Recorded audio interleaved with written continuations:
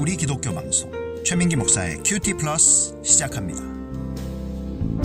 청취자 여러분들, 한 주간 인자의 날 마지막 때를 준비하며 사셨나요? 지금 주님이 오신다고 해도 뒤를 돌아보지 않는, 항상 주바라기로 사는 여러분들 되시기를 바랍니다. 오늘 큐티할 본문은 기도에 대한 말씀입니다. 기도의 성자라고 불리는 E.M. 바운스는 기도에 대해서 이렇게 이야기했습니다. 기도는 절박한 심정으로 인내를 가지고 우리의 소원을 하나님께 아뢰는 것이다. 끈질긴 기도는 우리의 갈망하는 바가 들으심을 얻고 그 갈망하는 바가 이루어질 때까지 긴장을 풀지 않고 간구하는 것이다. 하나님께서는 들으시는 분입니다. 그리고 말씀하는 분이시죠. 오늘 방송은 기도하는 마음으로 시작합니다. 또 오늘 말씀을 통해서 청취자 여러분들 모두 기도의 사람으로 거듭나기를 바랍니다. 자, 그럼 오늘 큐티를 시작해 보겠습니다.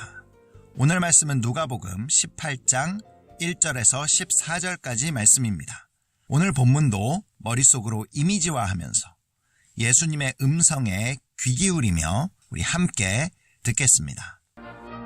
예수께서 그들에게 항상 기도하고 낙심하지 말아야 할 것을 비유로 말씀하여 이르시되, 어떤 도시에 하나님을 두려워하지 않고 사람을 무시하는 한 재판장이 있는데, 그 도시에 한 과부가 있어 자주 그에게 가서 내 원수에 대한 나의 원한을 풀어주소서 하되, 그가 얼마 동안 듣지 아니하다가 후에 속으로 생각하되, 내가 하나님을 두려워하지 않고 사람을 무시하나 이 과부가 나를 번거롭게 하니 내가 그 원한을 풀어주리라.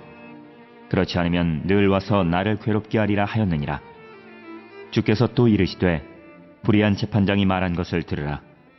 하물며 하나님께서 그 밤낮 부르짖는 택하신 자들의 원한을 풀어주지 아니하시겠느냐? 그들에게 오래 참으시겠느냐? 내가 너희에게 이르노니 속히 그 원한을 풀어주시리라. 그러나 인자가 올 때에 세상에서 믿음을 보겠느냐 하시니라. 또 자기를 의롭다고 믿고 다른 사람을 멸시하는 자들에게 이 비유로 말씀하시되, 두 사람이 기도하러 성전에 올라가니 하나는 바리새인이요 하나는 세리라. 바리새인은 서서 따로 기도하여 이르되, 하나님이여, 나는 다른 사람들 곧 토색, 불의, 간음을 하는 자들과 같지 아니하고 이 세리와도 같지 아니함을 감사하나이다. 나는 일에 2번씩 금식하고 또 소득의 11조를 드리나이다 하고, 세리는 멀리 서서 감히 눈을 들어 하늘을 쳐다보지도 못하고 다만 가슴을 치며 이르되, 하나님이여, 불쌍히 여기소서, 나는 죄인이로소이다 하였느니라. 내가 너희에게 이르노니 이에 저 바리새인이 아니고 이 사람이 의롭다 하심을 받고 그의 집으로 내려갔느니라. 무릇 자기를 높이는 자는 낮아지고 자기를 낮추는 자는 높아지리라 하시니라. 오늘 등장하는 인물들은 누구죠? 예수님, 제자들, 바리새인들이 등장합니다. 장소는 어디죠? 예루살렘으로 향하는 여정 중에 방문한 한 마을입니다. 어떤 사건을 다루고 있죠?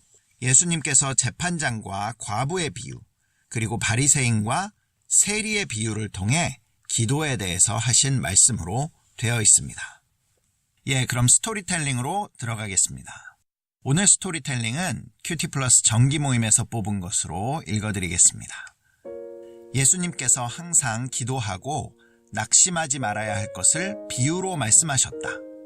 한 과부가 불의한 재판장에게 자신의 원한을 풀어달라고 했고, 처음에는 들어주지 않다가 나중에는 번거롭게 생각하여 들어주었다. 하물며 하나님께서는 밤낮으로 부르짖는 자녀의 원한을 속히 풀어주실 것이라고 하셨지만, 인자가 올 때 세상에서 믿음을 보겠느냐라고 말씀하셨다. 또 기도하러 성전에 올라간 두 사람 비유를 하시며, 죄인들과 같지 않음을 감사한 바리새인보다 하나님의 긍휼과 자신의 죄인됨을 고백한 세리가 의롭다함을 받는다고 하셨다. 결국 자기를 높이면 낮아지고 자기를 낮추면 높아지게 될 것이라고 말씀하셨다. 이제 묵상으로 들어가겠습니다. 오늘도 청취자 여러분들이 본문을 묵상하시는 동안 찬양으로 듣는 대중음악 한 곡을 띄워드리겠습니다. 우리 인생은 살면 살수록 기도한 대로 된다는 것을 경험하게 됩니다. 처음부터 기도한 대로 된다는 걸 믿었다면 우리의 기도는 얼마나 달랐을까요? 기도한 대로 된다는 걸 눈으로 보는 순간 우리의 믿음 또한 달라집니다. 말하는 대로, 맘먹은 대로, 이 가사를 기도한 대로로 바꿔서 들어보겠습니다. 이적과 유재석이 부릅니다. 말하는 대로. 나 20살 적에 하루를 견디고 불안한 잠자리에 누울 때면 내일 뭐 하지 내일 뭐 하지 걱정을 했지. 두 눈을 감아도 동참은 안 오고 가슴은 아프도록 답답할 때 난 왜 안 되지 왜 난 안 되지 되뇌었지. 말하는 대로 말하는 대로 될 수 있다곤 믿지 않았지 믿을 수 없었지. 맘먹은 대로 생각한 대로 할 수 있단 건 거짓말 같았지 고개를 쳤지. 그러던 어느 날 내 맘에 찾아온 작지만 놀라운 깨달음이 내일 뭘 할지 내일 뭘 할지 꿈꾸게 했지. 사실은 한 번도 미친 듯 그렇게 달려든 적이 없었다는 것을 생각해봤지. 일으켜 세웠지 내 자신을. 말하는 대로 말하는 대로 될 수 있단 걸 눈으로 본 순간 믿어보기로 했지. 맘먹은 대로 생각한 대로 할 수 있단 걸 알게 된 순간 고개를 끄덕였지. 맘먹은 대로 생각한 대로 말하는 대로 될 수 있단 걸 알지 못했지. 그땐 몰랐지. 이젠 올 수도 없고 갈 수도 없는 힘들었던 나의 시절 나의 20대. 멈추지 말고 쓰러지지 말고 앞만 보고 달려 너의 길을 가. 주변에 사는 수많은 이야기 그러나 정말 들어야 하는 건 내 마음속 작은 이야기. 지금 바로 내 마음속에서 말하는 대로 말하는 대로 말하는 대로 될 수 있다고 될 수 있다고 그대 믿는다면 맘먹은 대로 내가 맘먹은 대로 생각한 대로 그대 생각한 대로 도전은 무한히 인생은 영원히 말하는 대로 말하는 대로 말하는 대로 말하는 대로.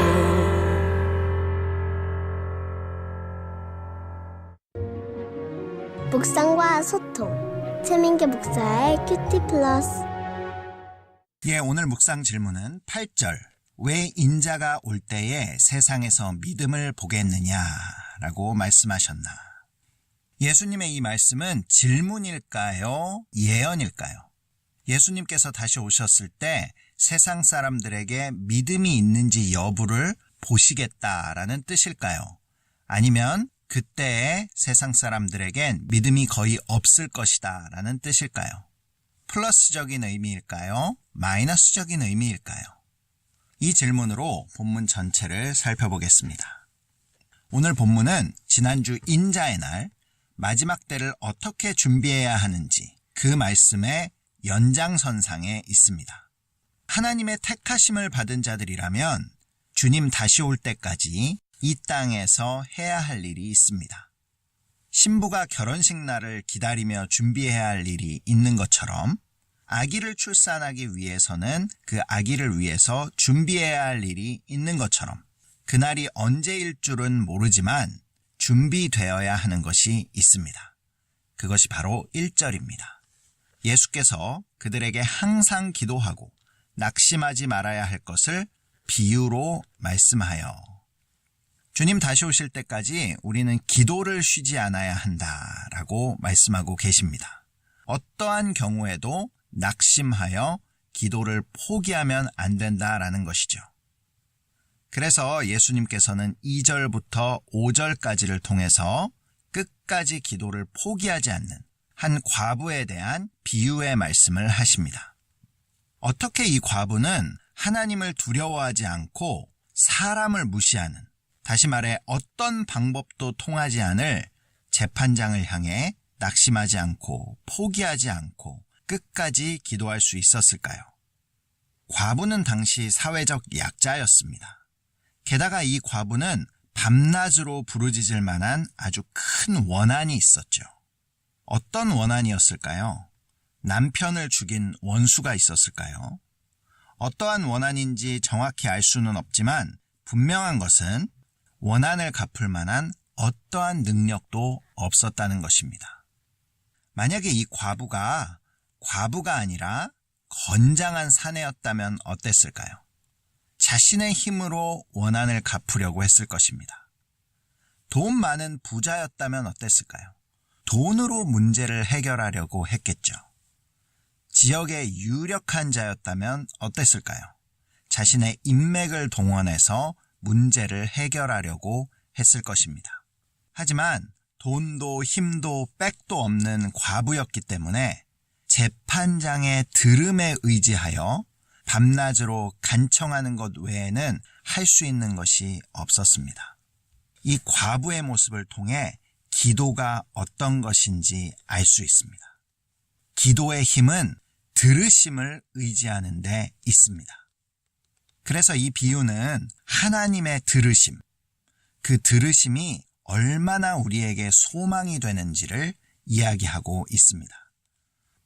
하나님은 밤이고 낮이고 우리의 기도를 들으시는 분입니다. 작은 소리든 큰 소리든 모두 들으시는 분입니다. 7절과 8절 상반절입니다.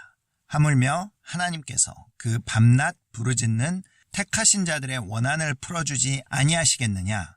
그들에게 오래 참으시겠느냐? 내가 너희에게 이르노니 속히 그 원한을 풀어주시리라. 하나님이 들어만 주셔도 감사한데 들으실 뿐만 아니라 반드시 속히 응답해 주신다고 약속하십니다. 우리 인생의 모든 문제를 근본적으로 해결하실 수 있는 분은 하나님 한 분이십니다. 하나님이 해결해 주시고 풀어주지 않으시면 우리 인생의 문제는 문제의 쳇바퀴에서 빠져나올 수 없습니다. 같은 고난이 반복되는 이유는 바로 크고 작은 문제 앞에서 하나님을 전적으로 의지하지 않고 자신이 가진 보잘것없는 것으로 그 문제를 해결하려 했기 때문입니다. 그것은 얼핏 보면 문제 해결 같지만 사실은 문제를 덮어두고 피해간 것뿐입니다. 청취자 여러분들이 잠 못 이루며 고통스러워하는 삶의 문제들이 있으십니까? 모든 문제 앞에서 나는 아무런 힘이 없는 과부임을 알고 과부처럼 하나님의 들으심에 의지하여 기도하는 여러분들 되시기를 바랍니다. 하나님만이 문제를 해결하실 수 있습니다. 예수님께서 이렇게 기도를 강조하셨으니 마지막 때를 기도로 준비하는 사람들이 넘쳐날 것 같은데 과연 그럴까요? 오늘 묵상 질문 8절 하반절입니다. 그러나 인자가 올 때에 세상에서 믿음을 보겠느냐? 이 말씀은 질문이 아니라 우리의 정신이 번쩍 나도록 만드는 강조문, 반전문입니다. 예수님께서 기도를 강조하셨음에도 불구하고 주님께서 이 땅에 다시 오셨을 때 낙심하지 않고 포기하지 않고 기도하는 사람은 아주 극소수일 것임을 말씀하신 것입니다. 왜 그럴까요? 첫 번째로 사람들은 조금이라도 자기 힘이 생기면 하나님의 들으심을 의지하기보다 자기 힘을 의지하는 것이 더 쉽기 때문입니다. 이것은 기독교 역사가 증명해주고 있는 사실입니다. 두 번째로 이 과부와 같이 과부의 기도로 문제가 해결된 사람들은 더 이상 기도하지 않는다는 데 있습니다. 우리가 열 문둥병자의 비유에서 살펴본 바와 같이 믿음은 소원을 이룬 그 이후의 삶의 모습을 통해서 그 진위 여부가 가려집니다. 기도 또한 원한이 풀리고 문제를 해결받은 이후의 기도가 더 중요합니다. 원한이 풀리고 문제가 해결되었다면 이제는 소원을 담은 기도가 아니라 믿음의 기도를 드려야 하는 것입니다. 그럼 믿음의 기도는 무엇일까요? 예수님께서는 두 번째 비유 9절부터 14절을 통해서 단순히 문제 해결이 아닌 궁극적으로 우리 인생에서 의롭다 하심을 받는 기도가 무엇인지를 말씀하고 계십니다. 두 번째 비유에서도 두 사람이 등장합니다. 한 사람은 자기를 의롭다 믿고 다른 사람을 멸시하는 바리새인입니다. 다른 한 사람은 만인이 다 아는 죄인 세리였습니다. 당시 세리는 성전에 들어올 수 없었습니다. 하지만 오늘 비유 속에서는 세리와 바리새인이 함께 성전에 들어와 기도를 하고 있습니다. 그래서 예수님께서는 비유라고 말씀하고 계신 것입니다. 그리고 또 이것이 비유인 이유는 은혜로 하나님 앞에 나온 바로 우리들이 이 바리새인과 세리 둘 중에 한 명이다라고 말씀하기 위한 것입니다. 먼저 바리새인의 기도가 11절에서 12절에 나옵니다. 바리새인은 서서 따로 기도하여 이르되 하나님이여 나는 다른 사람들 곧 토색 불의 간음을 하는 자들과 같지 아니하고 이 세리와도 같지 아니함을 감사하나이다. 나는 일에 2번씩 금식하고 또 소득의 11조를 드리나이다. 겉으로 보기에는 바리새인이 감사의 기도를 드리는 것처럼 보입니다. 그런데 자세히 살펴보면 이 바리새인은 기도를 가장한 자기 자랑을 하고 있는 것입니다. 그의 감사의 제목은 항상 다른 것과의 비교였습니다. 자신이 의롭다고 생각했기에 다른 사람들, 특히 죄인들을 멸시했습니다.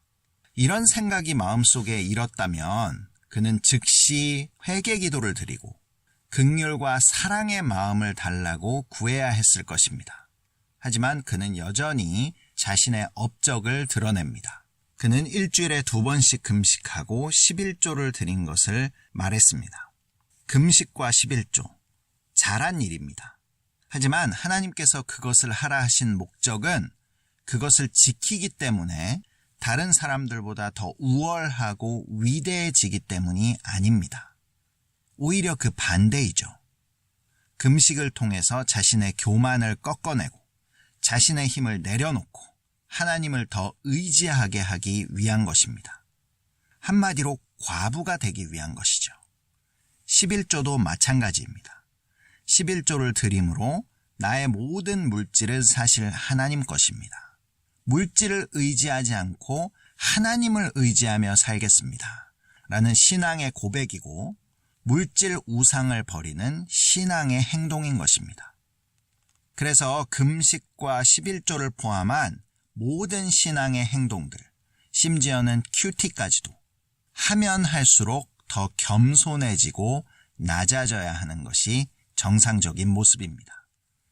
무언가 신앙의 행동을 더 많이 했기 때문에 더 교만해진다면 그것은 점점 더 바리새인이 되어가고 있는 것입니다. 반면 세리의 기도가 모범으로 제시되고 있습니다. 13절입니다. 세리는 멀리 서서 감히 눈을 들어 하늘을 쳐다보지도 못하고 다만 가슴을 치며 이르되 하나님이여 불쌍히 여기소서 나는 죄인이로소이다 하였느니라.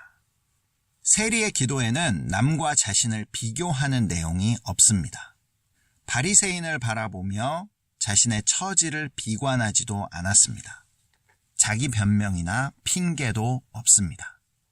그리고 그는 말뿐만 아니라 진심으로 하나님 앞에서 자신을 철저히 낮추었습니다. 그는 하나님 앞에 고개도 들 수 없는 죄인임을 알았던 것이죠. 그래서 그가 하나님께 구할 수 있는 것도 불쌍히 여기신 뿐이었습니다. 예수님께서는 자신을 낮춘 이 세리를 높여주셨습니다. 14절입니다. 내가 너희에게 이르노니 이에 저 바리새인이 아니고 이 사람이 의롭다 하심을 받고 그의 집으로 내려갔느니라. 무릇 자기를 높이는 자는 낮아지고 자기를 낮추는 자는 높아지리라 하시니라.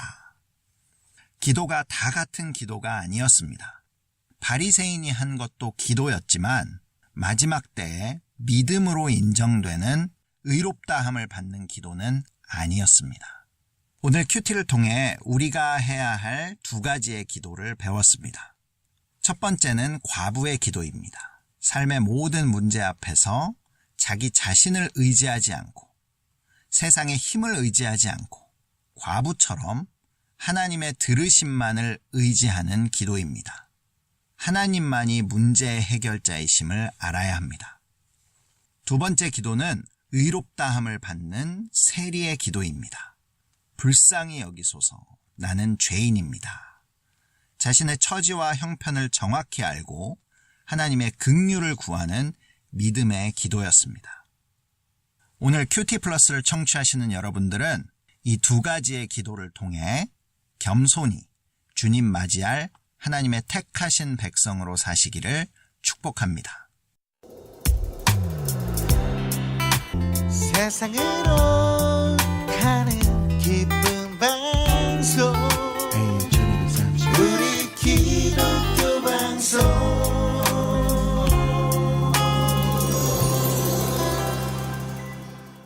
큐티 플러스를 청취하시는 방법 알려드리겠습니다. 본 방송은 매주 월요일 밤 9시 30분, 재방송은 주일 새벽 5시에 청취하실 수 있습니다. 남가주 지역에서는 라디오 AM1230을 통해서 들으실 수 있고 그 이외 지역에서는 스마트폰 앱 라디오 K1230을 다운받으시면 실시간으로 방송을 청취하실 수 있습니다. 또 유튜브에서 한글로 큐티 플러스를 치시면 지금까지 방송을 다시 듣게 하실 수 있습니다. 다음 주 본문은 누가복음 18장 15절에서 30절까지의 말씀입니다. 오늘 마지막 곡입니다. 어노인팅이 부르는 주님의 긍휼 띄워드리면서 저도 인사드리겠습니다. AM1230 우리 기독교 방송 큐티 플러스 최민기 목사였습니다. 한 주간 기도로 주님 맞을 준비하는 모두가 되시기를 바랍니다.